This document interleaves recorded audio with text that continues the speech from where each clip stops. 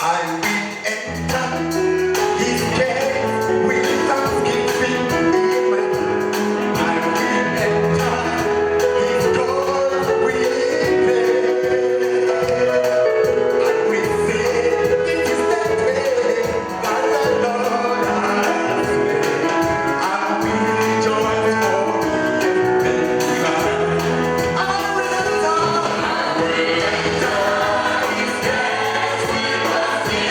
Praise God, brothers and sisters. Today I'm privileged to share the word of God. And we are going to read the word of God from two passages from Genesis 32 and 33. And I'll start with a story. A story is told of a man who was working on a building. And the building was around 60 stories high. And because of the schedule of the job, him and his colleagues were forced to work even at night. And as he was working at night, he happened to go by the edge of the wall. And he slipped and fell. But when he was falling, he managed to hold the edge of the wall with the edges of his hands. And as he was struggling to maintain and balance his force there, he stayed for around 2 minutes.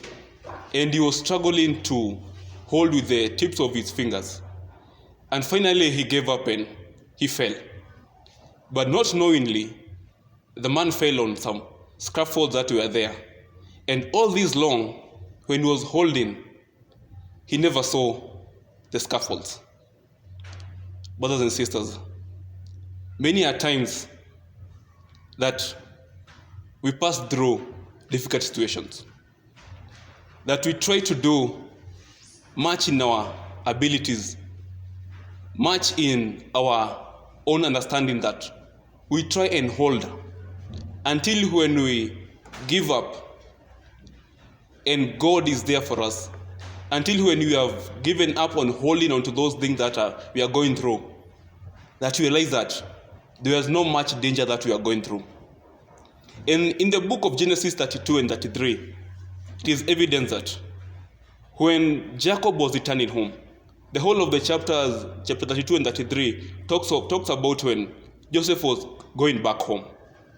When Jacob was going back home in Genesis 32 and 33, it says that Jacob was very much afraid of his brother Esau.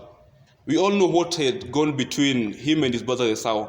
And this time, as he was trying to go back home, he even sent messengers to go and talk to his brothers. He even devised ways to manipulate his brothers and saying, my brother, I've gained a lot of wealth. Now I am not coming back home to take what belongs to you, but I have my own.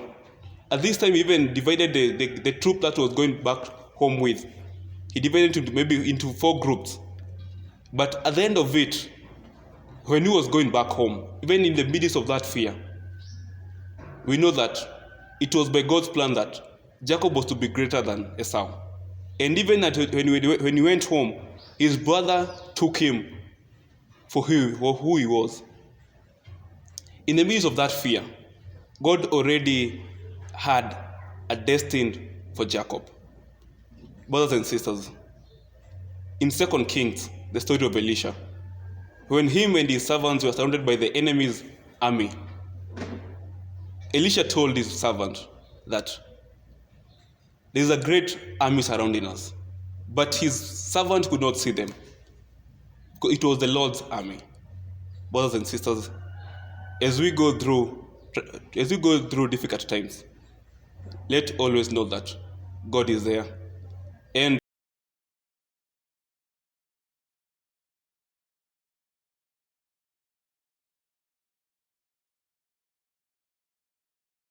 be able to see it at that time, but it's when that it's really the time.